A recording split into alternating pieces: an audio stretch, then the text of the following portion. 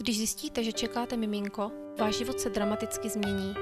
Náhle jste zaplaveni spoustou myšlenek a emocí. Bude to chlapeček nebo holčička? Jaké jméno vyberu? Budu dobrá máma?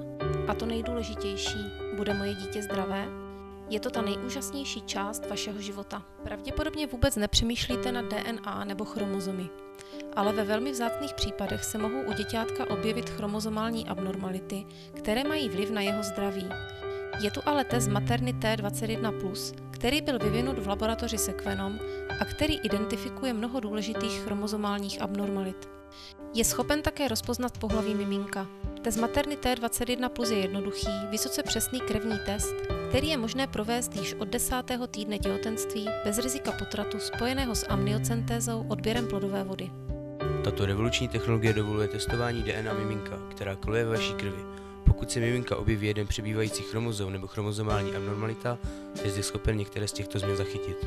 Některé chromozomální abnormality jsou velmi vzácné a je obtížné je diagnostikovat před narozením. Získat tuto informaci co nejdříve dovoluje poskytnutí včasné péče tak brzy, jak jen je to možné. Existuje několik neinvazivních testů.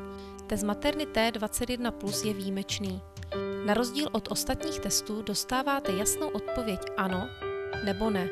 Výsledky pro nejčastěji se vyskytující chromozomální abnormality, takzvané trizomie, jsou vydávány ve formě pozitivní nebo negativní. Výsledky jsou vysoce přesné. Pacientkám s pozitivním výsledkem doporučujeme genetické poradenství a další testování, které by potvrdilo diagnózu. Výsledek se k vám dostane velmi brzy.